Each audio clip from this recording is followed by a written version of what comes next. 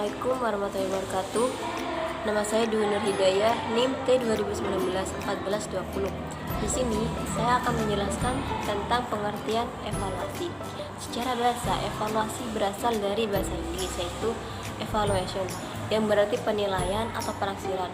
Sedangkan menurut para pakar pendidikan ada bermacam-macam, yaitu salah satunya evaluasi adalah proses untuk melihat apakah perencanaan yang sedang dibangun berhasil atau sesuai dengan harapan awal atau tidak. Sedangkan yang kedua, evaluasi adalah kegiatan untuk mengumpulkan informasi tentang pekerjaan sesuatu yang mana selanjutnya informasi tersebut digunakan untuk menentukan alternatif yang tepat dalam mengambil suatu keputusan. Nah, dari beberapa pengertian di atas dapat disimpulkan bahwa evaluasi adalah sesuatu proses kegiatan yang terencana dan sistematis untuk menilai suatu objek berdasarkan pertimbangan dan kriteria tertentu. Sedangkan evaluasi pembelajaran adalah suatu proses atau kegiatan yang sistematis, berkelanjutan dan menyeluruh dalam rangka pengendalian, penjaminan, dan penetapan kualitas, nilai atau arti berbagai komponen pembelajaran berdasarkan pertimbangan dan kriteria tertentu sebagai bentuk pertanggungjawaban guru dalam melaksanakan pembelajaran. Sedangkan yang dimaksud dengan evaluasi pendidikan agama Islam adalah suatu kegiatan untuk menentukan taraf kemajuan suatu pekerjaan di mana pendidikan agama. Evaluasi adalah alat untuk mengukur sampai di mana penguasaan murid terhadap bahan pendidikan yang telah diberikan. Nah, dengan demikian, evaluasi secara keseluruhan dalam pendidikan dan pengajaran di sekolah-sekolah bukan hanya sekedar menilai hasil belajar siswa saja, tetapi juga bagaimana guru mengajar, situasi kelas, materi, kecerdasan, dan minat anak. Adapun hal-hal yang dinilai ialah aspek pengetahuan, aspek keterampilan, aspek nilai, dan sikap yang diperoleh atau dikuasai siswa setelah mereka mengalami kegiatan belajar mengajar. Sekian penjelasan dari saya. Selanjutnya akan dijelaskan oleh Saudara Wahyu. Assalamualaikum warahmatullahi wabarakatuh. Nama saya Wahyu Setio Budi, NIM T2019-1396. Di sini saya akan menjelaskan tentang macam-macam evaluasi pembelajaran. Ada evaluasi formatif, ada evaluasi sumatif, ada evaluasi klasemen, dan ada evaluasi diagnostik. Yang pertama yaitu evaluasi formatif. Evaluasi formatif ini dilakukan setelah satu bahasan sudah tersampaikan. Biasanya itu dalam satuan pendidikan itu seperti halnya ulangan harian. Dan untuk selanjutnya itu evaluasi sumatif.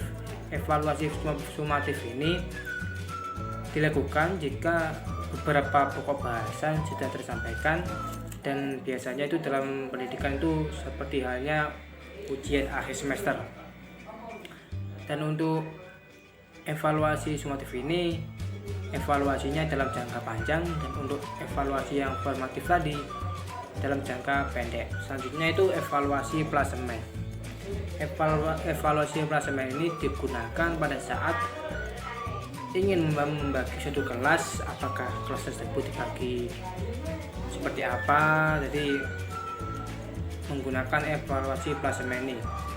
Dan evaluasi klasemen ini digunakan pada saat awal tahun pelajaran untuk mengetahui tingkat pengetahuan atau pemahaman siswa terkait materi yang sudah tersampaikan. Selanjutnya itu evaluasi diagnostik.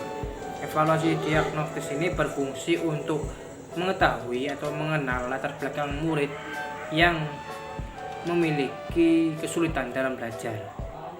Dalam hal ini evaluasi ini itu psikolog, fisik, dan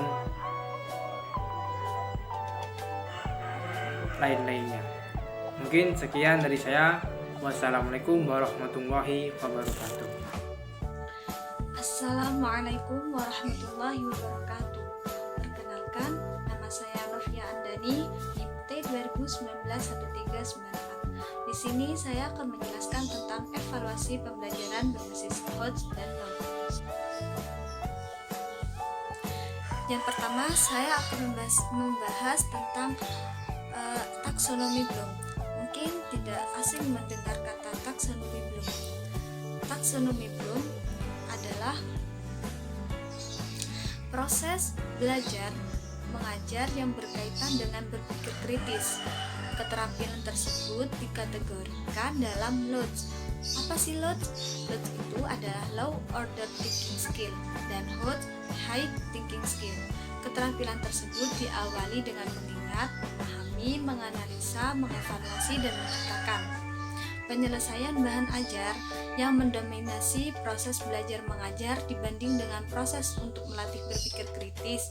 Berpikir kritis berkaitan dengan tercapainya tujuan pendidikan, yaitu melatih berpikir kritis. Berpikir kritis memiliki tujuan utamanya, yaitu memampukan peserta didik untuk menghadapi kehidupan setelah selesai sekolah. Charles pernah berpendapat bahwa tugas seorang guru bukan semata mengajar, apalagi terpaku pada materi, melainkan menjadikan siswa bertanggung jawab akan belajarnya dengan terbiasa berlatih berpikir kritis. Melalui proses pembelajaran yang menerapkan pola berpikir LOTS dan HOTS, siswa menjadi terbiasa untuk menghadapi apa saja kehidupan secara kritis dan tidak mudah melakukan hal-hal yang tidak diuntungkan. Misalnya, anak yang sudah terbiasa terlatih berpikir kritis ketika mendapatkan sesuatu yang bukan miliknya, maka ia tidak akan serta-merta mengambilnya karena dia mempertanyakan, benda itu milik siapa? Apakah kalau diambil ada risiko atau tidak berbahaya, atau tidak jadi dia akan terbiasa mempertanyakan apa yang ia lakukan. Nah, penjelasan tersebut dapat digambarkan pada pola piramida taksonomi Bloom, yaitu mengingat dapat dianalogikan sebagai fondasi demi tercapainya kondisi pada ranah berikutnya. Jumlah informasi data yang ada pada tingkat organisasi ini banyak sekali. Lalu pada proses berikutnya jumlah informasi menjadi lebih sedikit karena siswa membutuhkan waktu untuk memahaminya lebih tinggi lagi. Pada C3, jumlah informasi semakin mengerucut sesuai dengan kebutuhan aplikasi informasi tersebut. Pada cepat, jumlah informasi dikelola memang lebih sedikit, namun siswa memerlukan informasi lain yang terkait guna memperkaya pemahaman tentang apa yang dibahas dalam informasi atau data yang kemudian lebih tinggi di C5. Informasi menjadi lebih spesifik dan mendalam. Informasi dan data telah dianalisa dan dievaluasi menjadi bahan yang akan memampukan siswa menciptakan informasi atau data baru sesuai versi mereka di sini. Mereka sudah mencapai C6. Mari kita ingat kembali ke ranah kognitif yang bisa kita kembangkan dalam proses belajar mengajar di kelas. Nah, pernah mengingat tingkat C1 adalah ranah kognitif rendah. Informasi yang diingat siswa menjadi fondasi pencapaian ranah kognitif berikutnya. Informasi yang dibutuhkan diantaranya bersifat faktual, konseptual, prosedural, dan metakognitif. Tapi pada tingkat ini siswa hanya menghabiskan waktu dan tenaga untuk menghafalkan saja tanpa memprosesnya. Sudah sebaiknya kita memfasilitasi siswa ke tahap selanjutnya, yaitu memahami, berangkat dari informasi faktual, konseptual, prosedural, dan metakognitif yang sudah siswa ingat. Mereka ditantang untuk menerjemahkan dan menginterpretasi informasi data yang diterima adalah ranah kognitif aplikasi, di mana siswa diharapkan mampu mengaplikasi informasi atau data yang sudah mereka pahami pada proses sebelumnya. Pada tahap ini, siswa mengaplikasikan apa yang sudah mereka pahami pada konteks yang berbeda-beda. Jika mereka sukses berarti mereka sudah menguasai ranah C3. Seringkali guru di kelas merasakan bahwa ketika sudah sampai pada mengaplikasi, siswa dianggap sudah mengerti materi yang sudah dipelajari. Padahal jika tujuan kita di kelas adalah tingkat kualitas berpikir, maka kita masih harus melanjutkan pada tingkat berikutnya, yaitu sampai C6.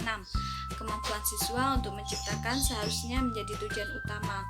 Kita sebagai seorang pendidik, tujuan utama melanjutkan proses pembelajaran sampai C4 adalah untuk memampukan siswa menganalisa data dan informasi serta logika dan ideologi. Setelah siswa bisa menganalisa, pada tingkat akhirnya dia harus ditantang dapat mengevaluasi siswa, harus kita tentang untuk memberikan penilaian atau informasi atau data yang ada berdasarkan kriteria pribadi mereka yang sudah dilakukan pada level sebelumnya.